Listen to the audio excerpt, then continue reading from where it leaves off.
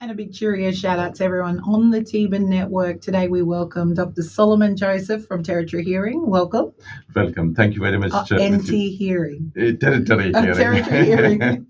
How are you today? Excellent as always. Okay, how are you, Lee? I'm good. And always a pleasure welcoming you on the program, and also, to talk to our communities about healthy ears. So one particular question that, I know a lot of people in and around remote regions, it's been raining a lot here in Darwin. It's wet season, so a lot of rivers do rise and a lot of people go swimming in the hot. Obviously, we want everyone to be croc-wise and be safe in and around waterways and waterholes in our communities. But around this time, it gets quite hot and humid, and a lot of people do go swimming. So can you tell us a bit about keeping healthy ears around waterways? Absolutely. Very important question, especially the weather is very wet. And today morning, I took my wife to RFTS. She was going to go with a two END specialists with surgical block. And in the community, the children need to be very careful in terms of looking after their ear, as Lee said. And if you have any ear infection, just avoid water. And you need to, if you have ear pain, you need to go to the clinic, because the community clinics are for your well-being, your health, and make use of it. And majority of the clinics has got a doctor, or at least a visiting doctor. But if there is no doctor, the nurses can look at your ear. And we were talking about last week the importance of using tympanometer in the community. I used to train doctors and nurses in the community how to use a tympanometer. That is a middle ear function test. As a doctor has got generally, like audiologists, we have the otoscope, a light that will help us to look at the ear and get a basic understanding about if there is any pus or any discharge or any wax, or if there is a hole in the eardrum, or the eardrum is bulging because there is fluid in the middle part of the ear.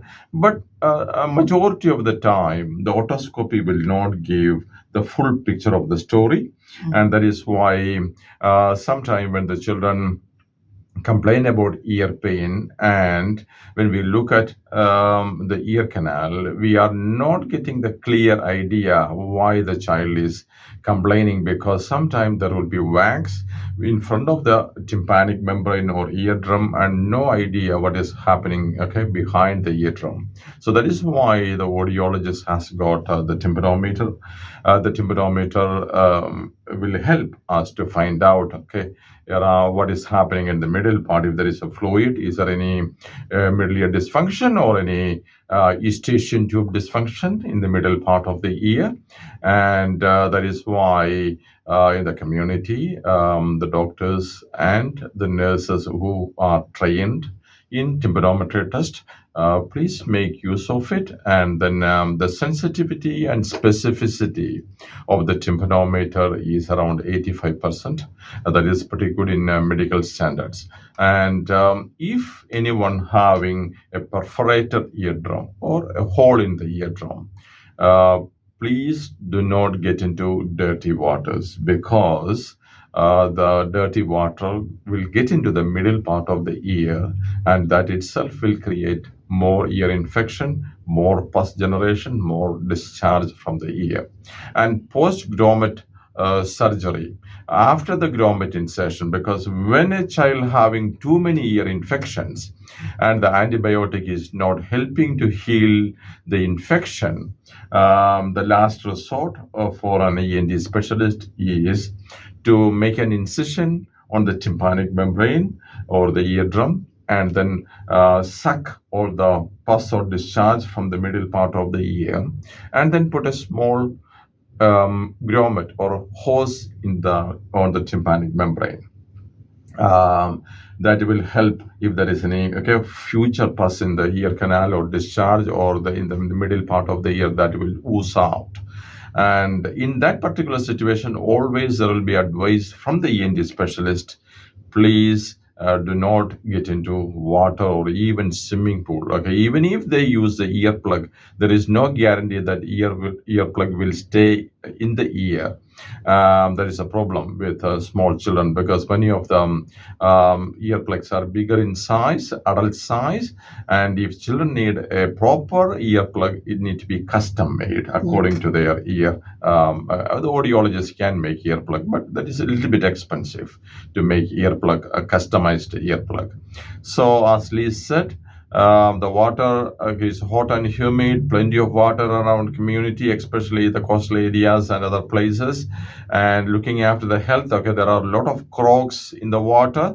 And okay, looking after our health is the most important thing. Okay, don't be a victim of a bad decision. And as far as ear health is concerned, whenever you have any ear pain or any hearing difficulty, you need to go to the immediate closest clinic.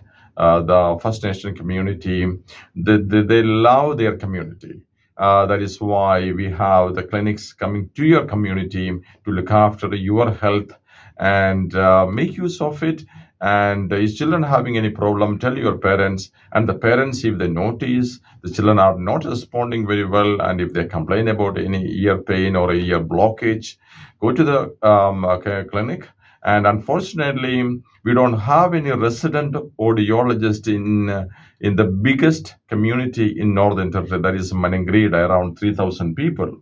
So that is the reality of life, and that would be the future. Indigenous health corporations need to try to recruit audiologists for such a big community. A small community with 100 or 200 people, that may not be viable, and it's very hard to get an audiologist to come to the community and stay in the community for the pediatric and adult population. But Manangrida, that is a possibility because 3,000 people, and we have a lot of children, adults.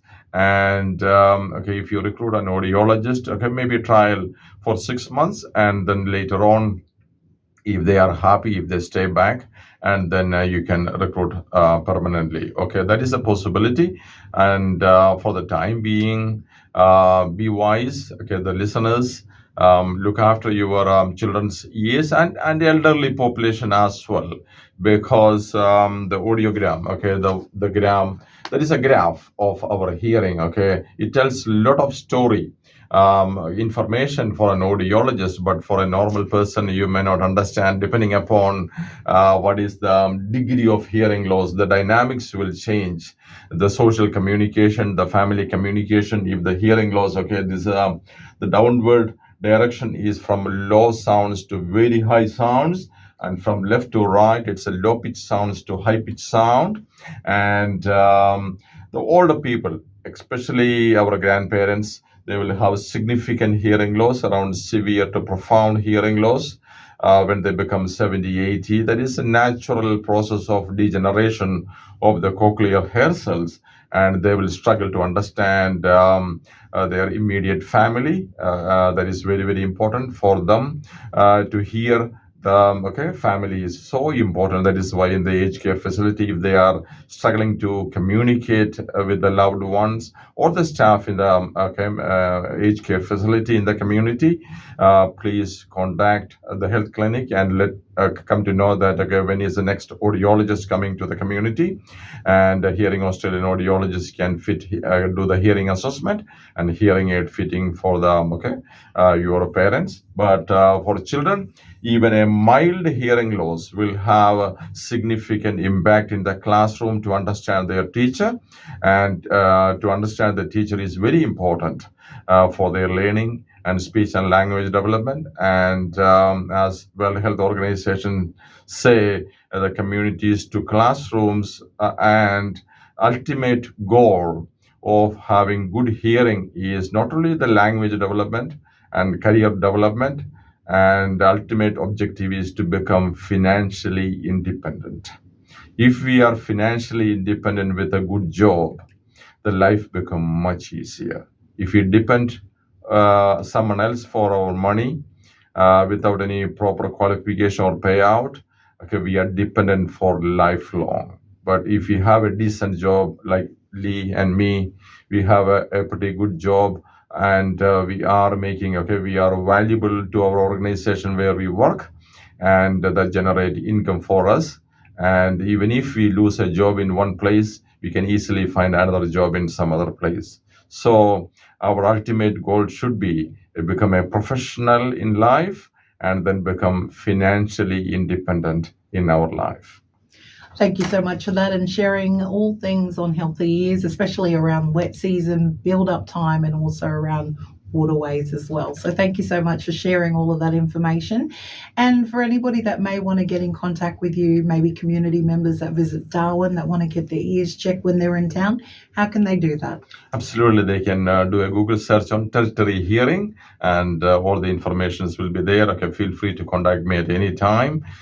Being a person who traveled to most of the communities in Northern Territory, I am happy to help at any time. Thank you. Thank you so much. And there you had Dr. Salimon from Territory Hearing here in Darwin. Stick around, we've got some great sounds coming your way, and you can listen again on Healthy Ears next week, Monday, with Dr. Salimon again. Teabba Radio. Thank you.